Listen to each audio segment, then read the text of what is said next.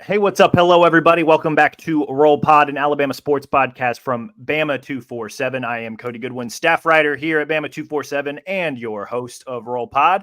I'm glad you're here. On today's show, we're going to hit on the college football playoff again.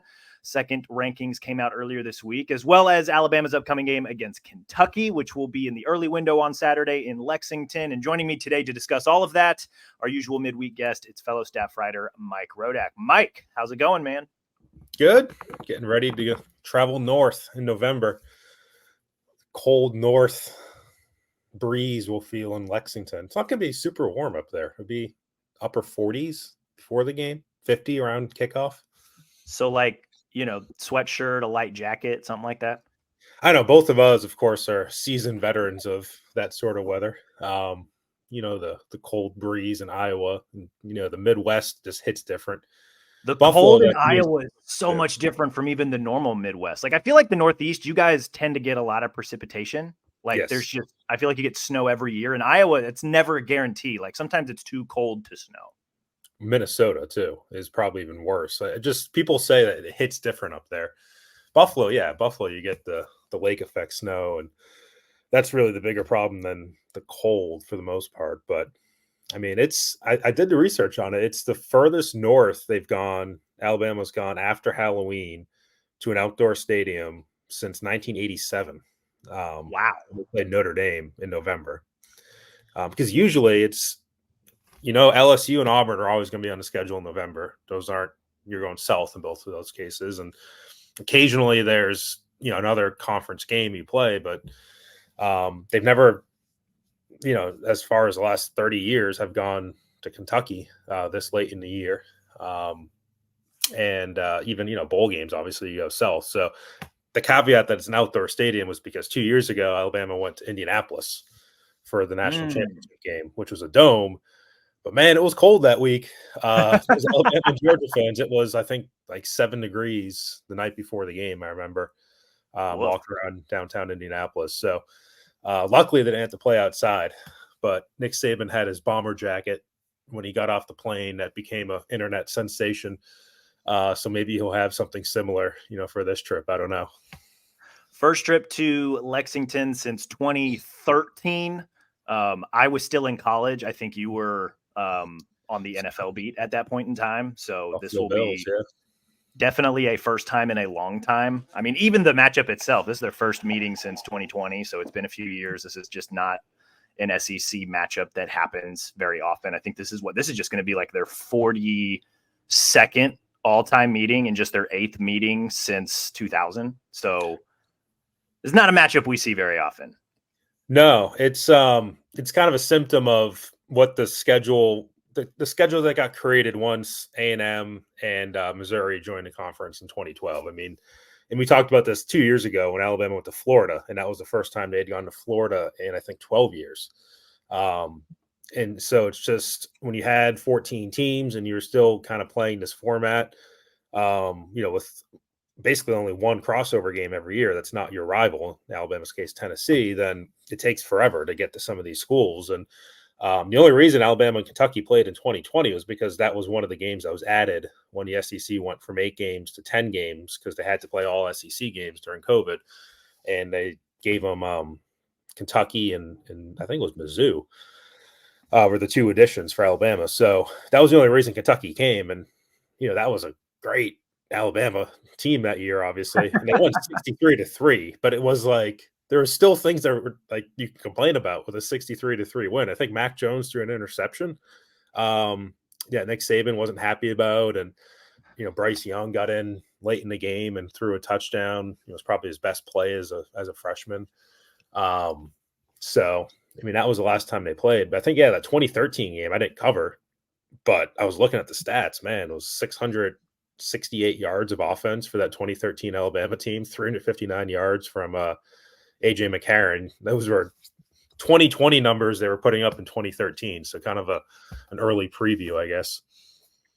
Perhaps. I know at the beginning of the year, I said that this game was kind of trap gamey-ish, or at least it kind of had the potential to be. And we'll touch on that later in the show, just kind of a little bit more in-depth look at the matchup. I know you've got some, you were asking the players this week about just the idea of staying focused after, the bye week. Well, the big win against Tennessee, then the bye week, then, the big, energy-filled Alabama LSU game, and now they've got to go on the road to Lexington. So we'll hit on that here later in the show. I wanted to begin with college football playoff rankings. Second iteration came out earlier this week. There were literally no changes, at least to the top 8. Ohio State still number 1, Georgia still number 2, Michigan 3, Florida State 4. Those were the big ones. Then you had Washington 5, Oregon 6, Texas 7, Alabama 8. Did have a little bit of shuffling after that. Ole Miss at 9, then Penn State snuck in at 10. Just given the fact that nobody lost, I don't think any of us are super surprised that there were no huge wholesale changes to the poll one to the next.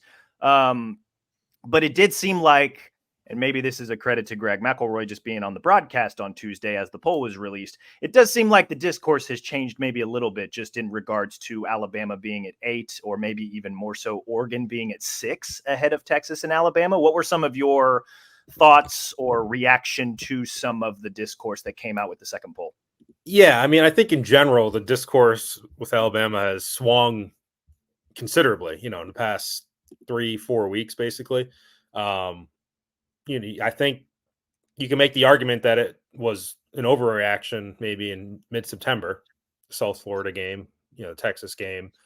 And then honestly, I think you can make a case that there's too much of an overcorrection now, where you start, I think I saw somebody even tweet the other day that they think the national championship will come down to Georgia or Alabama. I'm not convinced of that yet. There's still other good teams, and Alabama, I think a lot of the reaction negative from Alabama fans about this rankings centered around what happened in the LSU game. And the LSU game was a big win for Alabama. I mean, top 20 team that they were playing. You win by 14. Like, it's big, but at the same time, like, I don't know if it's big enough to like completely shift the rankings. If it was a top 10 team on the road and Alabama won by 14 or 20 or something like that, I think that's a different discussion. Like, it was a very good win. I don't think it was like an elite ranking shuffling win by Alabama. And there's other good wins that teams had or teams have had lately. So I'm not surprised that they're at 8. And I know there's a lot of talk about, I don't know if there's too many Alabama fans right now that are saying Alabama should be ranked ahead of Texas. I do hear some Alabama fans saying they're the better team now, even though Texas won in September. But Alabama these days is the better team. Maybe you can make that argument. I don't know if the committee is going to change that yet. I think it's more about Alabama and Texas versus Oregon. And I think the committee values a lot that Oregon went on the road to a top 15 team in Utah at the time and won by 29 points. That they had a close loss on the road, 3 points to a top 5 team in Washington. Colorado's not good anymore, but they destroyed Colorado. Like, there's enough there, I think, for Oregon to have a conversation in there. Do I think that they're 6 or they're justified at 6 over Texas and Alabama? Probably not, but as we'll talk about, I don't know if it matters a ton for Alabama. I think it's, like you said, it's going to be more the Washington discussion for Alabama and more the Texas discussion is probably where it's going to come down to. Because if Oregon wins out and they're a one-loss conference champion versus Alabama, I think Alabama wins that argument. But if Alabama's a one-loss conference champion versus Texas, I'm not as convinced. And if Alabama's a one-loss conference champion versus an undefeated Washington, then I'm really not convinced that they would get in over them. So I don't know if Oregon is Alabama's problem. Yeah, no, I tend to agree with that. And I don't even know that Texas is as much of the problem. I think it's just you've got an undefeated Washington sitting there at 5 who, maybe it's envy, maybe it's whatever, but like Washington, even at 5 right now, controls their own destiny because Ohio State and Michigan are going to sort themselves out. So assuming Washington takes care of business and runs the table, they will sneak into the top 4, I think, assuming all else holds. we probably shouldn't assume that because we know that things are going to get weird. And, in the case of Alabama, like what's the path? You've got to obviously win out, which includes a win over Georgia, which I would argue is the best win of any of, the potential tiebreaker that might come with one-loss conference champs. Ohio State, Michigan's going to sort itself out. So there's a potential undefeated Big Ten champ, although we'll see. Michigan's got to go to Penn State this weekend. Florida State's got Miami this weekend. So we'll see if they can hold. I think Florida State's only path into the playoff, especially since they're pretty consistently at number 4. You got to run the table. Same thing with Georgia, Washington, and Oregon. At least right now, we're on a potential path to hit again. My thought was just like, if the moment Washington loses, that opens the door. Because again, assuming all else holds, you'll have an undefeated Big Ten champ. You will have an undefeated Florida State winning the ACC. Part of Alabama's formula is knocking off Georgia. And then if we assume that Texas runs the table, 12-1 Big 12 champ, and a Washington loss would either mean Oregon's 12-1 Pac-12 champ, or if Washington loses before then, they could potentially beat Oregon again, and they're a 12-1 Pac-12 champ. So that would pit Alabama against, Texas at 12-1 conference champ against either Washington or Oregon, 12-1 conference champ. I would argue that it probably should be Texas and Alabama at that point that you get in. So to me, like Alabama's path, like the moment Washington loses, whether it's in any of the next 3 weeks or conference championship weekend, presumably against Oregon, like that's when the path opens up. And until then, there's just going to be this weird uncertainty because Alabama does not really control their own destiny. Now, we'll see what the committee thinks, when or if Washington does go down. Like even then, I don't know that Alabama fully has a firm grip on controlling their own destiny, but I think the door really gets kicked open the moment Washington loses. And that's, we'll see when and if that happens. They've got a pretty beefed up schedule here down the stretch of November. And then obviously they've got a Pac-12 title game, but that's at least my view of things. Yeah. I mean, it's either Texas or Washington. I think the moment Texas loses, that opens the door for Alabama as well, because that would knock out the Big 12. Washington losing, I agree. Like that would more than likely knock out the Big 12 if Texas stays alive, or would knock out the Pac-12 if Texas stays alive. You're going to have a bunch of one-loss teams. The interesting part of it to me is that are we underrating the impact of a one-loss Ohio State or Michigan, the loser of that game? Because remember last year, Ohio State lost to Michigan, didn't make the conference championship, and still made the playoff. Alabama's done that as well. 2017, when they lost to Auburn, didn't make the conference championship, made the playoff. And are we just not considering it? Because I haven't really heard it anywhere that are Ohio State or Michigan, are they good enough teams? Are they viewed good enough that the loser of that game, if it's a really close game, could still get into the playoff over a conference champion, a one-loss conference champion? I feel like so much more has to happen because why did they get 2 teams in last year? Because ACC champ had 2 losses. Georgia was an undefeated SEC champ. Pac-12 had played themselves out. It worked in such a way that Ohio State was able to sneak in as the 4 because they probably just had the best remaining resume, right? So yeah, they got in. Clemson had 2 losses. The best Pac-12 team was Utah with 3 losses. And so then, you're basically knocking out 2 conferences right there. TCU gets in as a non-Big 12 champion, keeping that in mind as well. And then you had Michigan and Georgia, which won their conferences. So things can get a little weird. They're just not weird yet. I think that's maybe why we haven't even thought of that. Right, because we're still kind of on track right now to have 3 undefeated conference champions, which, as we talked about a couple weeks ago, is pretty rare.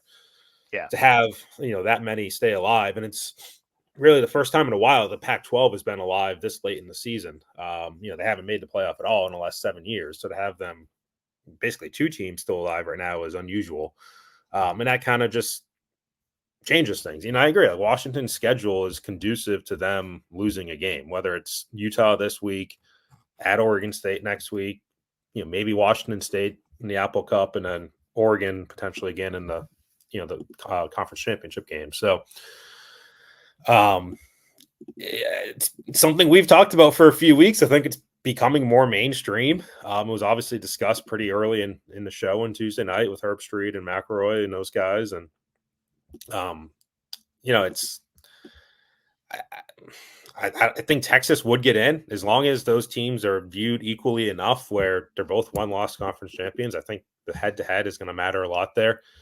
The strength of schedule for Texas is still right there. 10 versus 8 for Alabama. So, the metrics aren't terribly different between those two teams. Strength of record, Alabama's 4, Texas is 5. So, the resumes are close enough where I think the head-to-head is going to mean a lot. Yeah. And I think I guess that's why I keep coming back to, I don't know that Texas is as big of a roadblock. I feel like it's once Washington loses, then you would be looking at potentially 12-1 Alabama, 12-1 Oregon, 12-1 Washington. Like that's the comparison where Alabama would prevail. And so you need Washington to lose. You need Alabama to take care of business, but you need Washington to lose because they would still love a Texas loss. I don't think people would be. A Texas loss would probably eliminate the Big 12. So, right. I think a lot of people would like a Texas loss. Of course, yeah. Either way, I think for Alabama, they need one or the other. And look, I think the odds are certainly in the favor of that happening. But as we've said, you just can't completely discount the possibility that, Alabama might not have it. And look, I mean, Georgia, I still think Georgia's going to beat Ole Miss this weekend. But if Georgia does happen to take another loss here to Ole Miss or Tennessee, that's going to hurt Alabama's case as well, because that's going to weaken Georgia. And ultimately, I know people say like, how can you leave out an Alabama team that just beat a Georgia team that's been undefeated for the last 2 years? But and that might be conditional, but like if Ole Miss beats Georgia, Alabama's already beaten Ole Miss. Like, wouldn't that kind of cancel out? Well, I'm saying it would weaken Alabama's win over Georgia because it makes Georgia look less formidable. But either way, if Alabama beats Georgia, then Georgia's best finish in the final rankings is going to be like 6, maybe 7. And then Texas, and this is always the problem for Alabama, is like the more Alabama wins, if they beat Georgia, Alabama's a top 5 team. Are they a top 4 team? I don't know. And then that makes Texas look better because then they went on the road and beat a top 5 team in the final rankings by 10 points. Whereas Alabama's best win would be against a top 6 or 7 team in Georgia on a neutral field. So you have to look at the final rankings. And that's kind of the hard part because Alabama's hurting itself in terms of its Texas loss by winning more, whereas it's also hurting itself by beating Georgia, which pushes Georgia down. So that's just how it works. And it's all these strength of records and strength of schedule are all based on the final rankings. Like, where are the teams ending, not where they were when you played them. So that's just a flaw of the system, I guess, or a feature of the system, depending on how you look at it. Yeah. It'll, first and second rankings, like obviously we got suckered into it because here we are talking about it 15 minutes into a show. I don't mind that. People complain about the rankings. These are great. This is a fun time of year for me. No, and it's fun to kind of frame the final month of the season. Like, here are the big games. Here's what's important. Here's what needs to happen. Like it kind of gives us a roadmap to, what could potentially happen. And like, if things, even if the dominoes all fall Alabama's way here this week, for example, like if Washington loses, if Oregon loses, if Florida State loses, like if there's, Penn State could beat Michigan, like there's a lot of things that could fall in Alabama's favor this weekend. And it just reframes it for next week. Like, it's not like, oh, heck yeah, Alabama's in. It's like, no, like this, like there's a lot of things that still need to happen.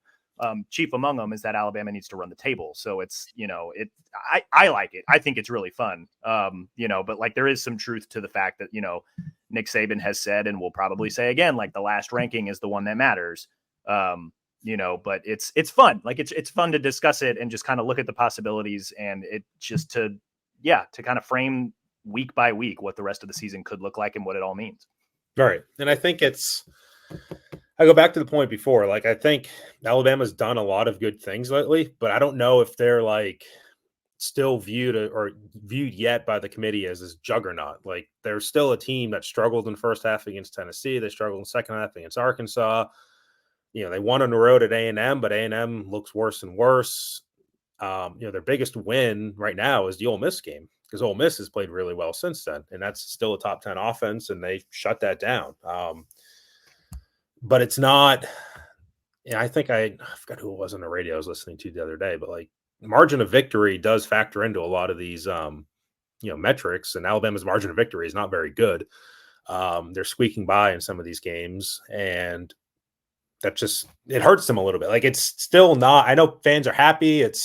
They're playing better. We saw a lot more out of this offense against LSU, but the overall product is still. It's not like the committee's going to rubber stamp them and say this is a playoff team. Like, I think everybody can still watch this Alabama team this year and still see like there's some flaws on both sides of the ball, especially on offense. Yeah, and I guess at least from an eye test standpoint, Alabama could do a lot of work for itself over this final month of the season by just taking care of business in a very dominant way, which leads to the Week 11 schedule when it comes to the college football playoff poll. Obviously, Alabama plays Kentucky, but some other games on tap that will impact the poll. Michigan goes to Penn State. Miami, the U, plays Florida State. Washington plays Utah. Georgia, Ole Miss. USC plays Oregon. Texas goes to TCU. Ohio State plays Michigan State. Obviously, we'll be paying attention to Alabama, Kentucky, and Georgia, Ole Miss. But of maybe some of those other games, which ones do you think are most intriguing, or which ones do you think you'll be following along with on Saturday? Well, probably none of them, because we'll be working. As we talked about last week, sometimes it's tough unless humor me a little bit, Mike. Come on. Yeah, I mean, the night game I think is the natural one for us to watch, which is Georgia Ole Miss, and I like what Lane has done overall in Oxford. Like, I think Ole Miss has certainly gotten better. When I first got here, and the Matt and Luke Rebels were not very good. I don't think they're going to Athens and winning. I think they're going to Athens and getting exposed, and maybe more exposed than even Missouri did.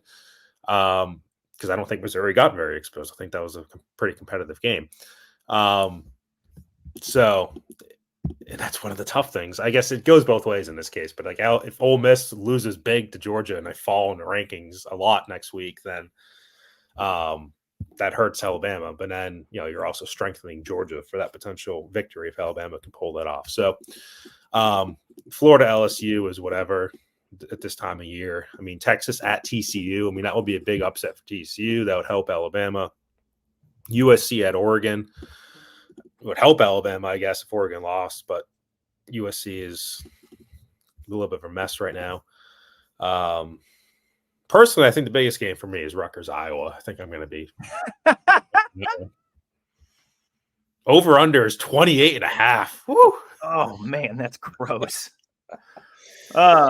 We're not going to be able to watch it, but like the Washington Utah game, like it's a 2:30 kick. We'll be working, but like that is, I'll have one eye on the score of that game just to kind of see how it unfolds, because that's Utah. Utah is just good enough. Like, they scrap pretty hard. I don't know if they'll beat Washington in Seattle, but like it could be interesting for a couple quarters. I think the same way about Ole Miss, Georgia. Like, I don't know that Ole Miss can win that game. Just one, Lane Kiffin's teams historically in big games like this tend to not step up to the moment, at least when it matters. And two, like, Ole Miss's offense is good. I think they'll they're frisky enough that they'll play around for a half, and then we'll kind of see what happens after that. But Georgia looks, Georgia could probably get Brock Bowers back this weekend. So that's a different element that Ole Miss has to deal with.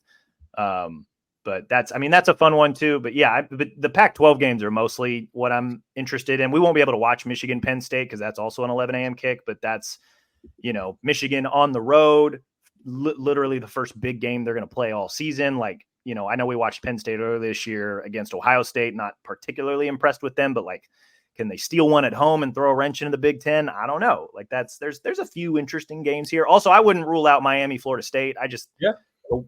Florida State tends to turn it on for a quarter, and that's usually all they need in the ACC. But Miami is built in such a way that they could probably give them some issues throughout the course of the game. So we'll see if one good quarter is good enough in that one. I don't know. You can make a case for a lot of these games that are kind of interesting. Yeah, I mean, it's a pretty good weekend. That's the best we've had in a while. Yeah, Miami, Florida State. I mean, Tennessee, Missouri is probably they're playing for a spot in a Citrus Bowl, I think is kind of where that one's at. I mean, maybe they can sneak into a New Year's Six game, but Tennessee's probably going to lose to Georgia. Was it next week? And, I'll give them 3 losses. Like, I don't know if they're making a New Year's Six bowl in that case, but the best game, it's got to be Georgia, Ole Miss to me, because I think, it's the best game in terms of records and rankings. I'll go with that. I like that. That'll be a fun game. That's more or less college football playoff talk. We'll kind of see what the third poll brings after all the results from this weekend, but nothing changed, but still interesting, obviously, to dissect it. Wanted to get your thoughts on a little bit of college football / NFL news. The NFL, I guess, sent a memo to teams that they're allowing. I didn't realize that the NFL oversaw this, but underclassmen that are declaring for the NFL draft are now eligible to play in college all-star games, such as the Senior Bowl, the East-West Shrine Bowl, the HBCU Legacy Bowl. Previously, they were not allowed. It was a senior-only thing, but now those that are leaving, which we were talking off air, underclassmen that are declaring for the NFL draft have to do so a week after the national championship game, and it's not like the college basketball process where you can put your name in and then ultimately pull it out before a certain deadline just to get feedback so you can go back to college for a year or two. When it comes to the NFL draft, like you have to, if you're in, you're in. I think this is really cool. I think it's a cool opportunity for underclassmen to get to kind of play in this all-star game and get in front of more talent evaluators before the NFL draft.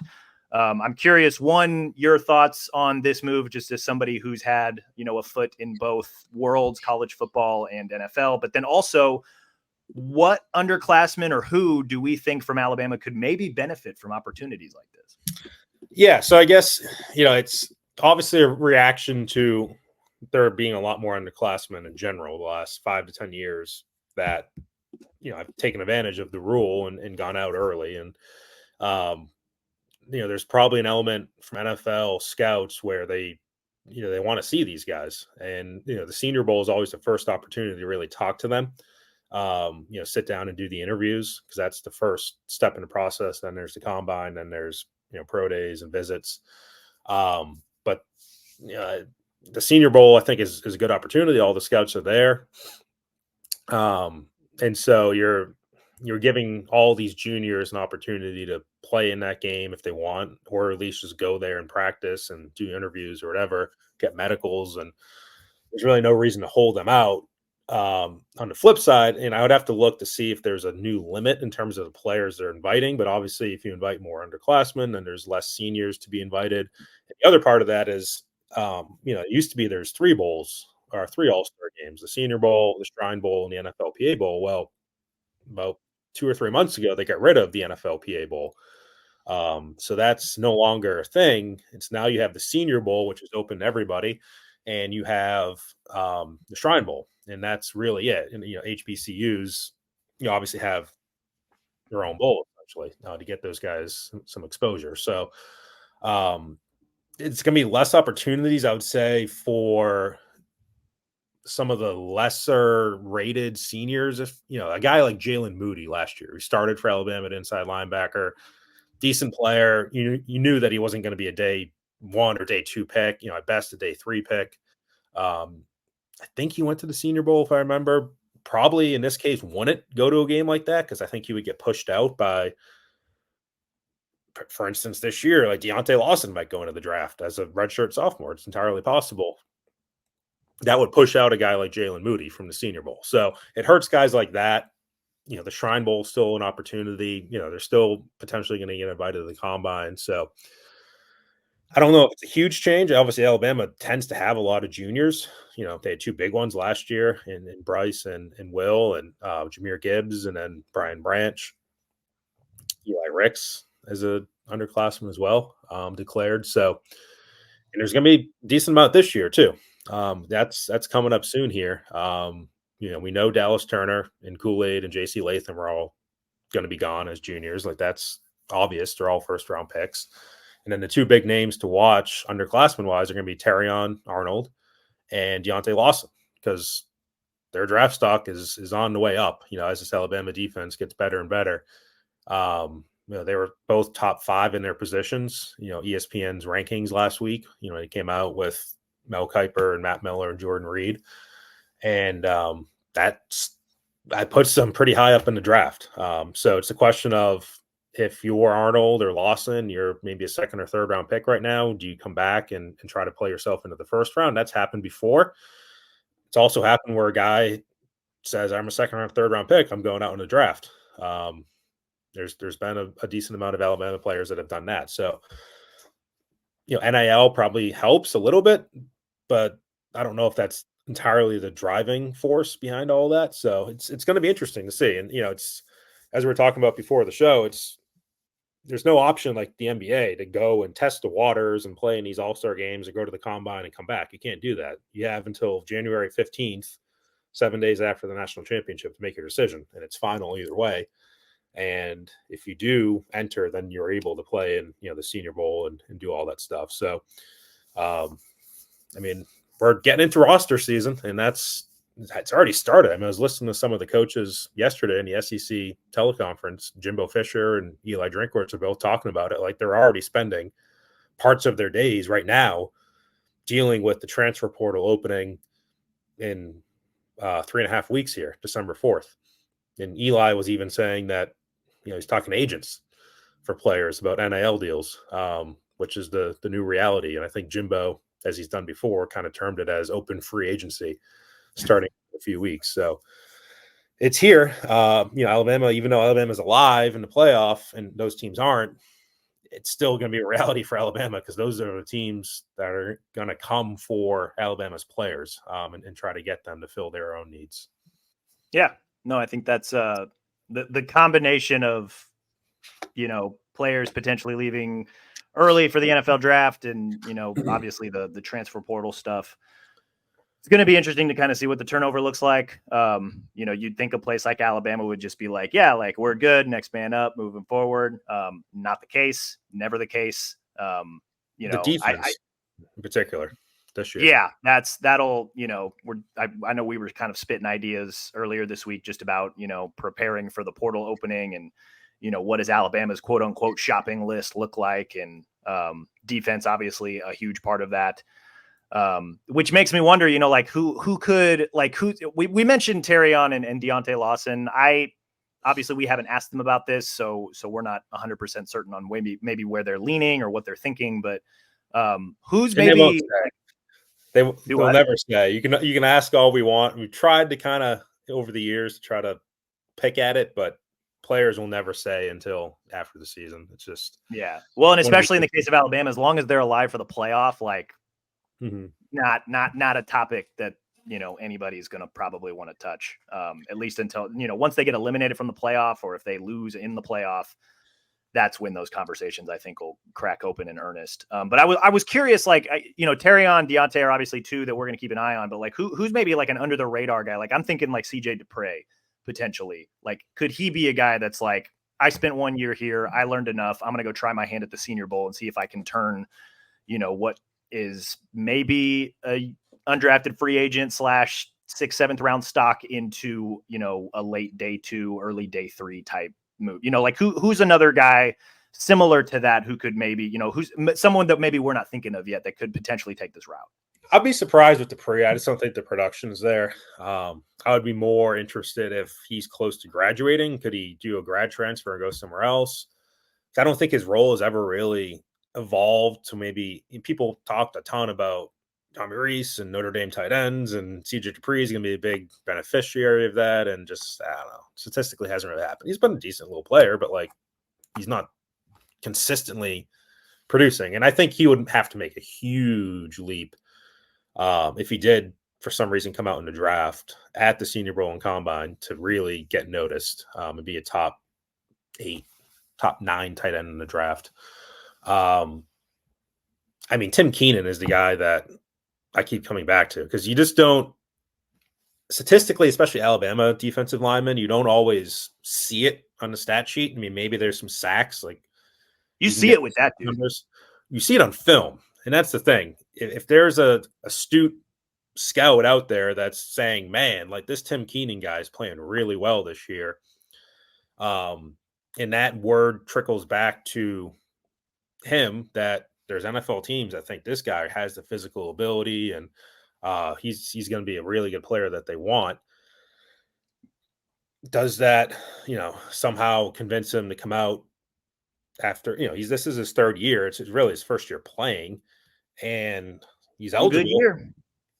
Like that would be the under the radar guy to me. Kind of like Christian Barmore. And I've used this comparison after the 2020 season where Barmore didn't really play a ton his first 2 years, kind of situational pass rusher, and then really flashed towards the end of his third year, especially in the national championship game against Ohio State, and came out in the draft as a redshirt sophomore and got drafted by the Patriots in the second or third round. And it's worked out pretty well. He's been a pretty good player for him. So that's the under the radar guy. I don't know if there's any other juniors beyond that, to be honest. I think some of the bigger discussions for me in terms of like, I don't know what this guy will do, are really among the seniors who have the ability to come back for a fifth year. That's the bigger deal for me. Like Seth McLaughlin at center, Roydell Williams at running back, Trey Amos at corner. What does he do? There's probably 5 guys total that you don't really. Tim Smith, I think, certainly has a pretty good chance of getting drafted if he comes out this year. Could he get better if he comes back for a fifth year? Maybe.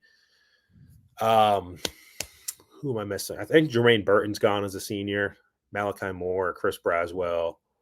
And senior day is next week, so we're going to have a whole list of the seniors pretty soon here. But I think the bigger discussion to me is among the seniors who have a chance to come back for a fifth year. And I mean, in terms of like the Senior Bowl, letting these underclassmen in, this Alabama defense, how many Senior Bowl guys are they going to have? Dallas Turner, Chris Braswell, Kool-Aid McKinstry, Malachi Moore, maybe Jalen Key, Justin Aboigbe, maybe Terrion Arnold, maybe Deontay Lawson, maybe Tresman Marshall, maybe Trey Amos. 10 guys. Like, it's wild. A lot of defensive production. Tim Smith, that's 11. Yeah. Like they could have 11 Senior Bowlers just on defense. That's insane. And that's before, Jace McClellan, potentially Roydell, Jermaine Burton, JC Latham, potentially Seth McLaughlin. We'll see. Could be a very, very Alabama heavy Senior Bowl, which could be fun for us, but also, if you're Saban and the staff, like that's a lot of talent and production to replace. Yeah, you're sitting there thinking, we got Caleb Downs back. We got Jaheim Otis back. Defense, there's not a ton of other guys that have played. Jihad Campbell, I guess, that would be back that you can really rely on right now. I think there's a decent chance Tim Keenan's back. Maybe they'll get Lawson back. But right now it's like Caleb Downs is that centerpiece of your defense next year, and you're just trying to build around that. Yeah. No, it'll be interesting to see, the early signing period was this week, but obviously football's early signing period will be next month. We'll see how they kind of wrap up that class. We'll see how they portal. It is very much, we're right on the precipice of roster season. So, once we get done with this regular season and figure out what the postseason look like, be kind of interesting to see what Alabama looks like. From an immediate standpoint. That was kind of the one newsy item. We can dig into Alabama, Kentucky now. I said at the beginning of the year that I thought this had the potential to be a trap game. I said it earlier in the show, just with big game against Tennessee, bye week, big game against LSU. Now you got to go on the road to play a Kentucky team that on paper earlier this year looked like they would be a very good team. They are merely just a good team at 6-3, 3-3 in conference play. They have beaten only one team that currently has a winning record, which is Florida, and who knows what the heck's going on with them this season. Their 3 losses, Georgia, Missouri, Tennessee, they're a combined 23-4. Their 6 wins, mentioned Florida, but also, they beat Mississippi State. The 6 teams that they've beaten are a combined like 19-36. I don't know that this has the trap game vibes of what I thought it could have earlier in the season. Statistically speaking, Kentucky has struggled virtually everywhere. They do have a pretty good run defense. They also have a very, very talented running back in Ray Davis, leads the SEC, I believe, in total offensive touchdowns, second in the SEC in rushing yardage, just over 900 yards. So we'll see. You know, that's kind of another strength on strength type matchup because Alabama has stopped the run fairly well this year. So maybe not the trap game that I thought it had the potential to be. I still think it'll be an interesting matchup. But what are your thoughts going into Saturday's game in Lexington? Yeah, I go back to the week before the Arkansas game when, Alabama had been reeling for a while. Then they have the Ole Miss win, they had Mississippi State win. I think it was in that order. Maybe I'm wrong. Yeah. And Ole then Miss, Texas Mississippi A&M. State, A&M, Arkansas. Right. A&M. And then, at that point, we kind of heard Nick Saban talking about complacency and needing to maintain it because they were not practicing all that well the first couple of days of an Arkansas week. And then he had We're the Wednesday sluggish night. at practice earlier this week. That's what I'm going to get to. And then the Wednesday night of that Arkansas week was when Saban came out, and you could tell like they weren't practicing well. He wasn't very happy. And of course, the irony of that game was even though it was an 11 a.m. kick and you had to your feet hit the ground and all that, like they played really well out of the gate against Arkansas. And then they just didn't maintain it in the second half. And, they had to kind of pull it together at the end to win. And I think this has some similar vibes where, all right, now you just had the big win over Tennessee, the big win over LSU. The relaxation syndrome that Nick Saban talks about might come into play this week. And then Wednesday night press conference, he starts talking about they're a little bit sluggish early in the week, and they had practiced better Wednesday. So some of the same things at play, an 11 a.m. kickoff. This one's on the road. Physical team, Saban always would talk about Arkansas being physical, the Sam Pittman mentality. I think he views Mark Stoops in the same light in terms of what he wants from his players. And again, maybe it's kind of like the Arkansas game and they come out really strong and then they have to maintain it. I think there's also a chance that they don't come out very strong. And, Saban even mentioned it this week that you can talk about wanting to be physical, but you actually have to do it in practice and then do it in the game. And so you could have a motivated Kentucky team that has this kind of last chance to make a statement against Alabama, which is, almost never there. And they come out and they run the ball because, that's what they do well. I mean, Kentucky is 6, 7, 11th in the country and yards per rush, 5.29. It's pretty good. Yeah, it's funny too because their yards per game is only 141, which is not very good. It's 85th in the country. So their yards per rush is very good. They just don't run the ball, I guess, enough to have yards per game. So yeah, it's all about Ray Davis and stopping the run. And you had asked, Nick Saban about that Wednesday night, and basically said, yeah, we've done it pretty well this year, but like we're going to see what it looks like against Kentucky. So, yeah, there's some trap game elements still at play. I still think the weather and just kind of a chilly morning start, there's something that in a cold, small stadium, there's just different vibe. You're not going into Death Valley on a Saturday night. It's just different. So players will have to get up for that. But, ultimately, I think even if there is a slow start, this team has had some really good halftime adjustments this year. And I think this team's also has enough veteran guys that if they are struggling in the first half, they go into the locker room at halftime, those guys are going to be talking and saying, like, we screw this up, our season's over. Like, there's that kind of urgency and that mentality that they have right now that I think they'll be able to pull it together.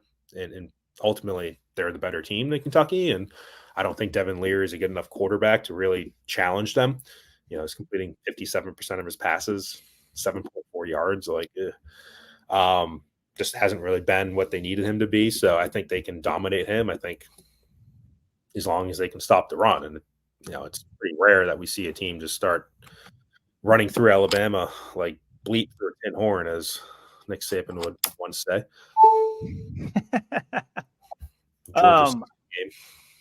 I think this all kind of, I mean, you mentioned Ray Davis. I mentioned Ray Davis. That's kind of Kentucky's offense, right? Like of his 900 some rushing yards, 562 have come after contact.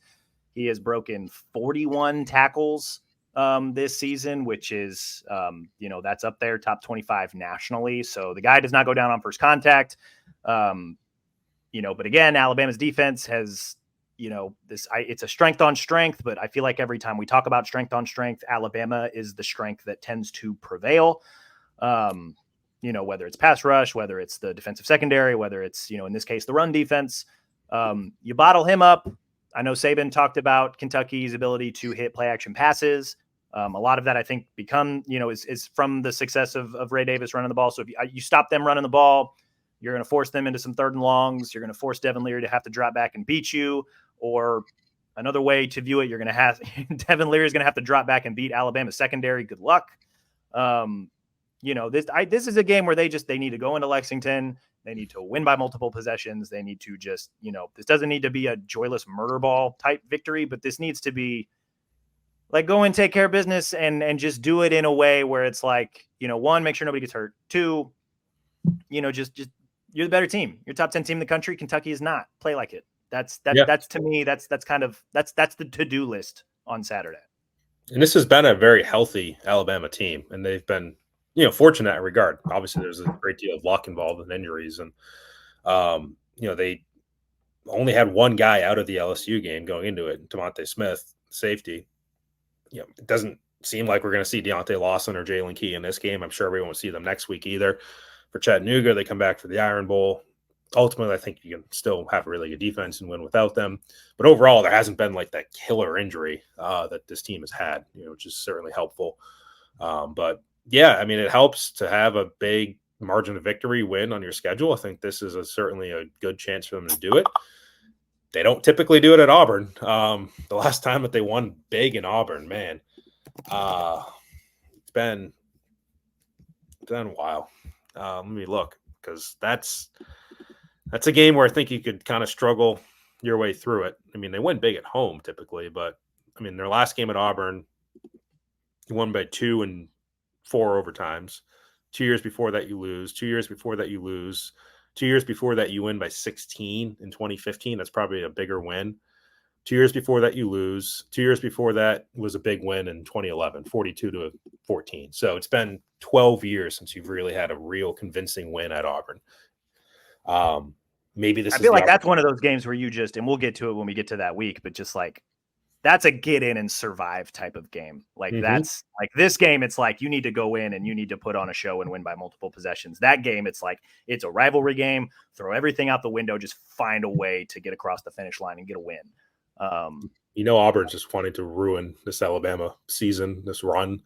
They would love that. That's how it goes down there sometimes. If everything else fails, let's just try to beat Alabama and screw it up for them. And they've done a pretty damn good job of doing that over the years. Yeah. So we'll get to that when obviously we get there more in depth. I'm excited to kind of dive into the weird history of Alabama Auburn at Jordan Hare. But yeah, I think this one, I feel like it's pretty straightforward. I feel, at the beginning of the year, I was pretty convinced that like this Kentucky team, like they got a good offensive line. Like they've only allowed 13 sacks this year, second fewest in the SEC behind Georgia. So we'll see if Alabama's pass rush can get home, at least consistently. That said, like this Kentucky team kind of like earlier in the season, like I kind of thought like they're built a little bit like Georgia, just Georgia builds it with 4 and 5 star guys and Kentucky doesn't. And so like, in that sense, like, again, assuming Alabama takes care of business, this could be a good, like, okay, this is kind of what we're going to see when and if we play Georgia, except the players are going to be better. So like, I wonder in that sense, like this could be a pretty good playing experience for them or something that they can use moving forward. Yeah. Yeah. I think at this point, anything helps, but like you said, staying healthy and just getting on to the next game is the key for them right now. 100%. That's all the football talk. Did want to finish today's show with a quick basketball note because that season has begun. Alabama opened their season with a 105-73 win over Morehead State. First glimpse at Grant Nelson, 24.7 rebounds. First glimpse at Aaron Estrada, 16 points, 3 boards, 3 assists. Mark Sears, 13 points, 5 rebounds, 5 assists. Jaren Stevenson, 12 points. Any immediate takeaway from Alabama men's basketball starting the season 1-0, or what do you think of the performance overall? Still pretty good. They're, it's a completely rebuilt team, and that's, we knew that coming in, where it's going to depend on how does Grant Nelson and Aaron Estrada do in terms of replacing the scoring that they lost last year. Can Mark Steers be a bigger scorer? What does their front court look like defensively, especially without Charles Bediako, without Noah Clowney? So I think we started to get some answers there, and I think even Nate was kind of saying, like, the backcourt's probably going to be the strength of this team. If you want to include Grant Nelson in the backcourt, which he's basically a 6'11" guard. So, the scoring was more than I needed, certainly more than enough from those three guys, Estrada, Nelson, and Sears. And, as Nate typically does, they schedule, they don't have like the big non-conference game right away. Like Auburn just played Baylor the other night, but they typically have some pretty good teams that might be mid-major, 1 or 2 in their conference. Morehead State's been right there. I think they won their conference last year. So you're playing some decent competition, and they look really good against some decent competition. Offensively, especially. I think defensively is still a step down from where they've been last year and 2 years before that.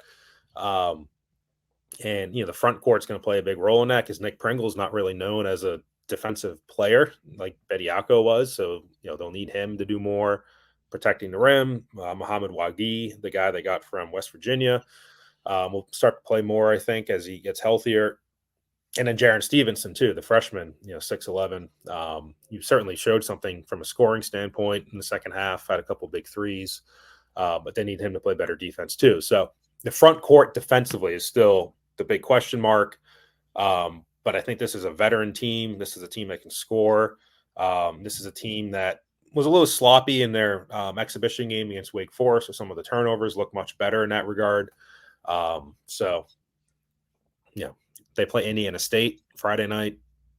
They play South Alabama and Mercer next week. These are all kind of preseason games, if you will.